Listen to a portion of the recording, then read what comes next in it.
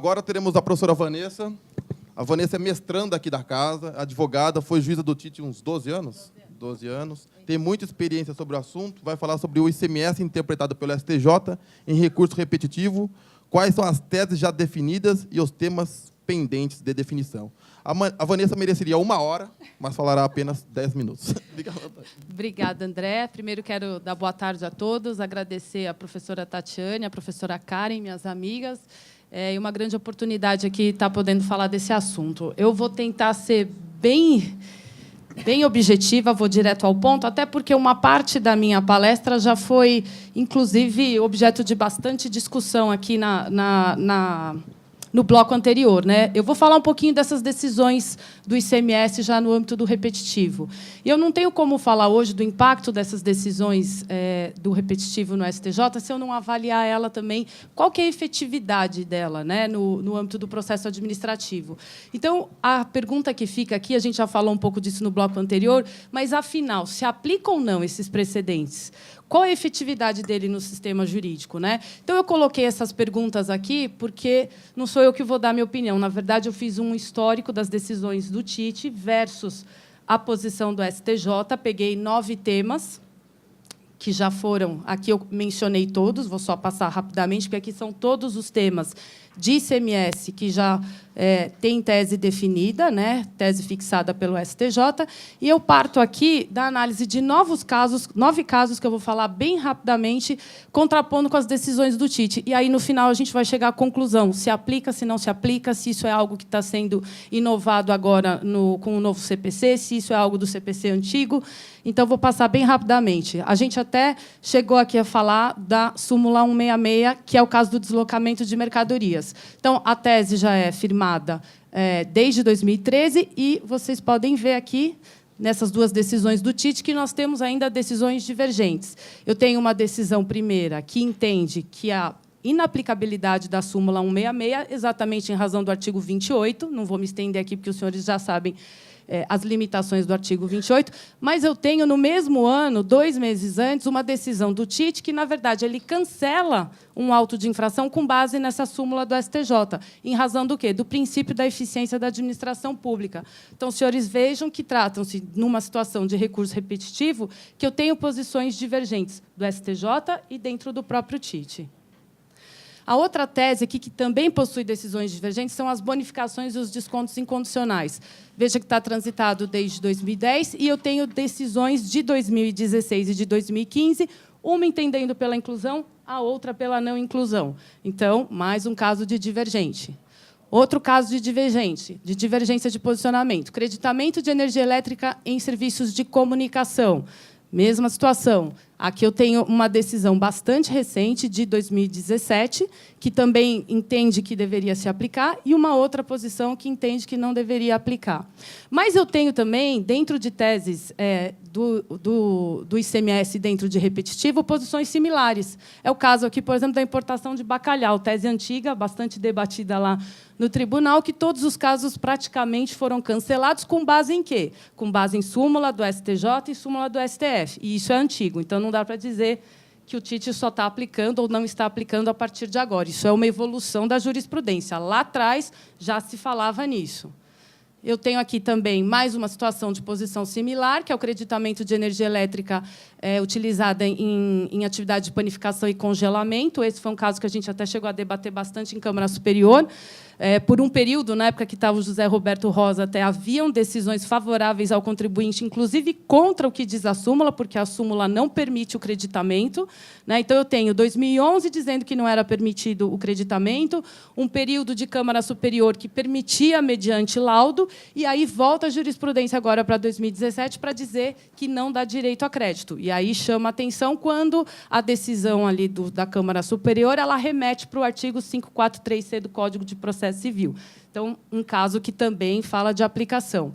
E eu tenho, obviamente, situações de pacificado. É o caso da aeronave leasing, que a gente já comentou aqui. Mesma posição no STF, no STJ e no próprio TIT. E eu tenho também aquelas situações, dentro desses precedentes, casos que já estão decididos no STF, mas que eles no STJ, mas que eles podem ainda sofrer alguma mudança do STF. É o caso, por exemplo, da demanda de energia elétrica. Já foi decidido dizendo que não é devido, né, no STJ, e eu tenho no STF o tema em repercussão geral, que ainda aguarda julgamento. E no TIT eu tenho decisões que ainda, obviamente, ainda o assunto vai ser explorado, mas eu já tenho algumas decisões que entendem que é devido, sim, o ICMS sobre essa parcela da demanda reservada. Outra situação também que é possível, ainda que tenha alguma mudança de entendimento. Composição gráfica. Então, eu tenho a decisão do STF, que fala que é do STJ, que diz que é realmente sujeita ao ISS, e eu tenho uma decisão em liminar essa AD, que fala que não, que é devido pelo ICMS. E aí eu tenho decisões do TIT que se manifestam falando entendimento consolidado pelo STF na AD, que, inclusive, é liminar, não é nem consolidado, porque ainda está aguardando o julgamento. Então, mostra também que é um caso que ainda está pendente de decisão. Outro caso que eu classifico dentro dos temas do ICMS como cautela na aplicabilidade é o caso da boa-fé. Os senhores devem acompanhar lá nas sessões do TIT, toda a sessão tem inúmeros casos na Câmara Superior, nas câmaras julgadoras, e é um caso que, apesar de já ter a súmula do STJ, teve já sessão monotemática no TIT também discutindo, a gente vê que a aplicabilidade ela deve ser vista com cautela. Depende do caso a caso, depende das provas, depende do que é a comprovação da boa-fé. Então, é algo que aqui até chama a atenção. Será que o STJ não deveria ter delimitado melhor o aspecto fático e jurídico do que ele quis dizer com essa súmula? Então, isso mostra essa insegurança para nós. Aqui é um tema só que eu vou passar bem rapidamente, que o TUSD, né, na verdade, ele ainda não está afetado como repetitivo, mas provavelmente será. Né? Tem a primeira turma, que entende que incide, e tem a decisão da segunda turma, que entende que não incide. E esse assunto foi para o STF, mas, recentemente, o ministro Fachin entendeu que não era caso de matéria constitucional. Então, isso vai ser decidido ainda pelo STJ. O TIT tem algumas poucas decisões contrárias, e então a gente ainda vai ter que aguardar o posicionamento dessa matéria. O que mostra essa amostragem que a gente fez das decisões, fazendo esse contraponto com as decisões do STJ? Que eu não tenho critério. Então, eu tenho 3 temas com posições divergentes, eu tenho 2 temas em que eles são similares, eu tenho um tema que está pacificado em todos os órgãos, e eu tenho 3 hipóteses que eu tenho que analisar com cautela, ou ele sofre uma reversão do STF, pode sofrer uma reversão do STF. Então, esse é o cenário, eu não tenho critério para aplicação de precedente. Né? E esse é o meu ponto que eu coloco para a gente responder. Né? Como é que o TIT aqui se comporta diante de um precedente? Os senhores já sabem, o artigo 28, e aí eu chamo a atenção aqui, são 2 decisões que tratam desse assunto. Uma delas que fala que tem que aplicar o artigo 28 e a outra delas que é inaplicável. Eu parto para as outras decisões. As razões de decidir dos precedentes do STJ estão alinhadas com o entendimento do TIT? O que as decisões nos mostram? Depende. Depende de qual tema. Né? Fica até a dúvida. O tema que interessa para um ou para outro? Né? E estou falando posição de contribuinte e de juiz também fazendário. Há possibilidade da gente aplicar esses precedentes nas situações abaixo? Aí é a minha posição. Pendência de posicionamento do STF. Entendo que não dá para aplicar. Falta de clareza na tese firmada no precedente. É o caso da boa-fé. Há muita dúvida, tem que ter cautela, tem que fazer a devida subsunção. Posição divergente predominante no processo administrativo. Entendo que sim.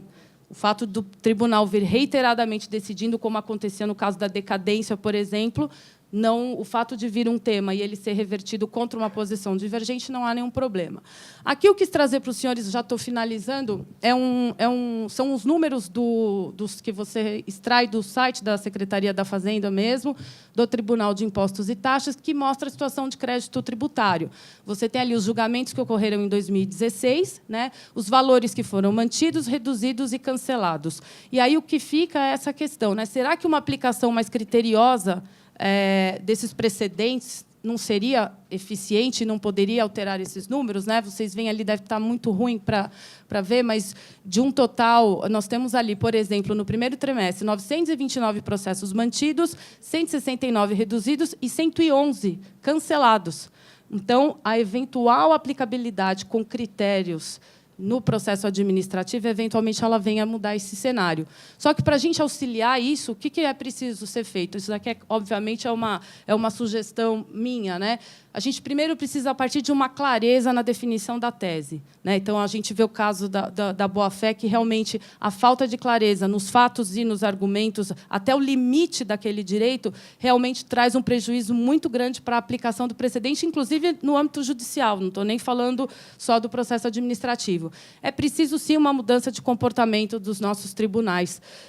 Eu acho que a gente precisa pensar um pouco fora da caixa. A gente está falando de tecnologia, a gente está falando de um mundo bastante evoluído, de Código de Processo Civil novo, e, diante dessa toada nova que se deu, para a valorização que se deu para os precedentes, a gente tem, sim, que pensar numa mudança de comportamento, pensando no ordenamento jurídico como um todo.